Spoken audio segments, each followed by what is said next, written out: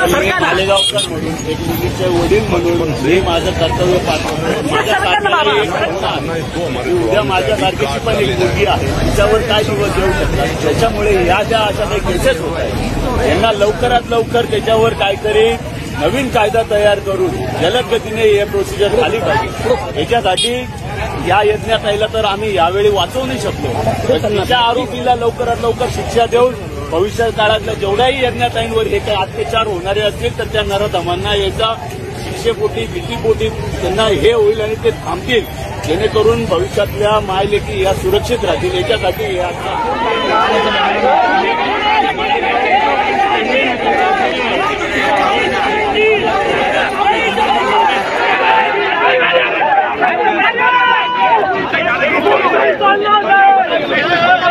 की आम्हाला पण घेऊन जा पुन्हा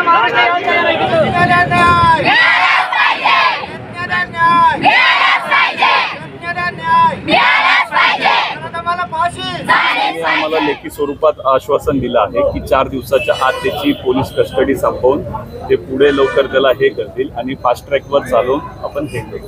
आपण म्हटलं की मंत्र्याचा मुलगा म्हणून आंदोलनात नाही सहभागी झाला, परंतु आता या मंत्री महोदयांकडे या सरकारकडे तुमची काय मागणी आहे? आपण सरकारी पक्षामध्ये आहात. मंत्री महोदयांकडे मुख्यमंत्री साहेबांकडे जेव्हा तिच्या कुटुंबाला घेऊन सर्व कॅबिनेटच्या दिवशी सर्वांची भेट झाली त्या दिवशी मुख्यमंत्री साहेबांनी उपमुख्यमंत्री साहेबांनी तेव्हाच त्यांना आश्वासित केलं की तिला लवकरात लवकर आम्ही फास्ट ट्रॅकवर चालू, पण जोपर्यंत पोलीस कस्टडी संपत नाहीये तोपर्यंत त्यांना शासकीय वकील त्यांना भेटत नाहीये आणि शासकीय वकील जोपर्यंत भेटत नाही तर तोपर्यंत त्यांना पुढची प्रक्रियेला वेळ लागतो. आमची एवढीच भूमिका आहे की जर गुन्हेगार आपल्याला सापडलेला आहे, गुन्हा सिद्ध होतोय, तर काही गोष्टी आपण जलद गतीने त्या झाल्या पाहिजे एवढी आम्हाला आमची फक्त मुख्यमंत्री साहेबांना, उपमुख्यमंत्री साहेबांना, प्रशासनाला, न्यायालयाला विनंती, आणि त्यांनी आम्हाला सकारात्मक दृष्टिकोनानेच त्यांनी आम्हाला अशी पण आपली मागणी आहे. मला वाटतं मी सांगण्यापेक्षा नागरिकांना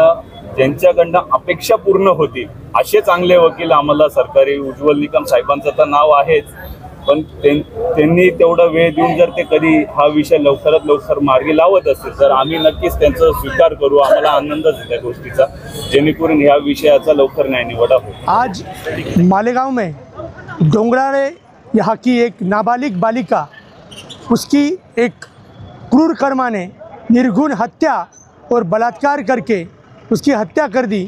उसके खिलाफ तमाम मालेगांव वासीय आज इकट्ठा होके नेशनल हाईवे 3 यहाँ पे रास्ता रोको किए थे.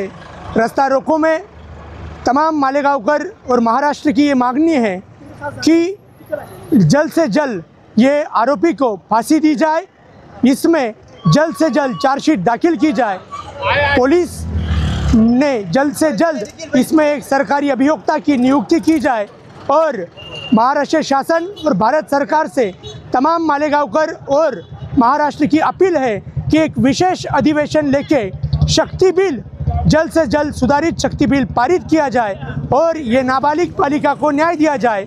यहाँ पे आंदोलनकर्ताओं में और प्रशासन से लेखी मांग की, हमें लेखी दो, हम रास्ता छोड़ देंगे. फिर पुलिस ने एक नोटबुक पे लिख के दिया है. हमने पुलिस से मांग की है कि पुलिस प्रशासन के लेटर पैड पे हमको ये लेखी आश्वासन दिया जाए और कितने दिन में इस आरोपी की सज़ा आरोपी को दी जाएगी, फांसी दी जाएगी, ये हमें लिख के दे. इसलिए आंदोलनकर्ताओं ने आंदोलन किया. इसमें थोड़ी बहुत पुलिस प्रशासन और मालेगांवकर में थोड़ी सी मुठभेड़ हुई.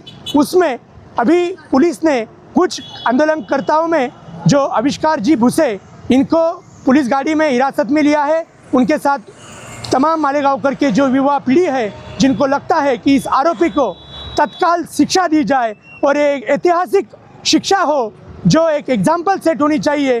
किसी भी नाबालिग लड़की के साथ अगर कोई क्रूर कर्मा दुष्कर्म करता है तो उसका यमराज से टिकट फिक्स है, तत्काल फिक्स है.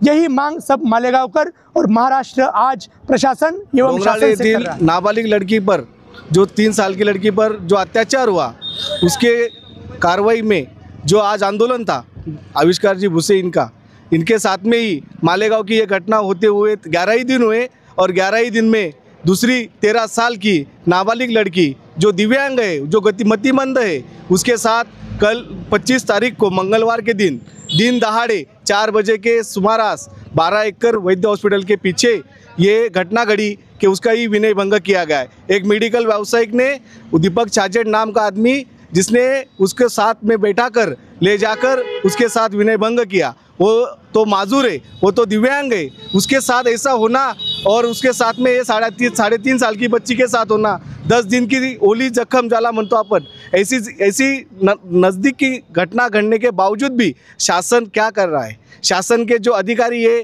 इनका ध्यान, इनका लक्ष्य इस पे होना चाहिए। ऐसी घटना बार बार नहीं होनी चाहिए और जो आरोपी है उनको जल्द से जल्द फांसी की शिक्षा होनी चाहिए। महाराष्ट्र में रोज कहीं ना कहीं इस तरह की घटना हो रही है, तो क्या चाहिए हुकूमत को? ये कानून में कितनी सख्ती लानी चाहिए, आप क्या कहेंगे? देखिए, इसका जो रूट कॉज है तो अपने को देखना होगा कि ये OTT प्लेटफॉर्म जो है और जो अडल्ट ऐप्स आ रहे हैं, जैसे कि कुकू ऐप हो गया, अल्ट बालाजी ऐप हो गया, तो इनके लिए रेगुलेशन कोई है नहीं अभी। तो पहली बात तो इनके लिए एक सख्त कानून आना चाहिए जो मोरालिटी के बेस पे होना चाहिए। और दूसरी जो चीज़ है वो पोक्सो में अमेंडमेंट आनी चाहिए। तो अमेंडमेंट कैसी होनी चाहिए?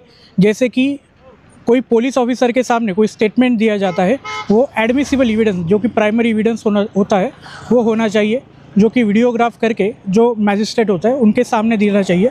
और दूसरा जो है, in case of death, POCSO में कोई डेथ होती है तो इसका जो इन्वेस्टिगेशन होगा तो कम से कम 2 महीने में, और जो पूरा जो ट्रायल होगा वो 6 महीने में ख़त्म करना चाहिए।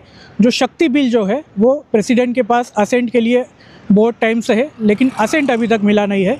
तो ये सारे कानूनी बदलाव अभी आने चाहिए की स्पेशल सरकारी वकील या केसमध्ये लावायचे आपल्याला। तर तुम्हाला मी हे सांगतोय, त्याच्यासाठी पत्रव्यवहार माननीय CM साहेबांचे हातून झालेला आहे। आपल्याला जर आपण हे दोषारोप पत्र कोर्टात मध्ये दाखल केला, त्याच्यावर जे कोर्ट केस नंबर पडतोय त्याचा उल्लेख करून PP ची नेमणूक होणार आहे। दुसरा, आपली दुसरी डिमांड होती की आपण चार्जशीट कधी पाठवणार आहे कोर्टात मध्ये। तर तुम्हाला मी सांगतोय 27 पर्यंत आपल्याला PC भेटली होती कोर्टात मध्ये। आपल्याला अजून 4 दिवसाची PC आपण मागू शकता, ते आम्ही आज डिमांड करणार आहे। तर हे 4 दिवसाची PC घेऊन आम्ही हे दोषारोप पत्र कोर्टात मध्ये दाखल करणार आहे। तिसरा, कोर्टात मध्ये जरी दोषारोप पत्र दाखल झालं त्या दिवसाला आम्ही, वैसे तर CM साहेबांनी हे लेटर पाठवलंय की फास्ट ट्रॅक कोर्टात मध्ये हे केस चालवा। आम्ही पण हे लेखी DJ1 जे साहेब आहेत कोर्टात मध्ये, त्यांना हे लेखी देणार आहे की साहेब हे केस संवेदनशील आहेत आणि आपले मालेगाव तालुक्यासाठी खूप महत्त्वाचे आहेत, तर तुम्ही त्याची हेअरिंग फास्ट ट्रॅक मध्ये घ्या आणि लवकरात लवकर हेअरिंग घेऊन त्याचे फायनल निर्णय तुम्ही द्या, हे तुम्हाला मी आश्वासन देतो। हो, लेखी देतो मला आता निवेदन घेतो। 2 मिनिट, ठीक आहे ना?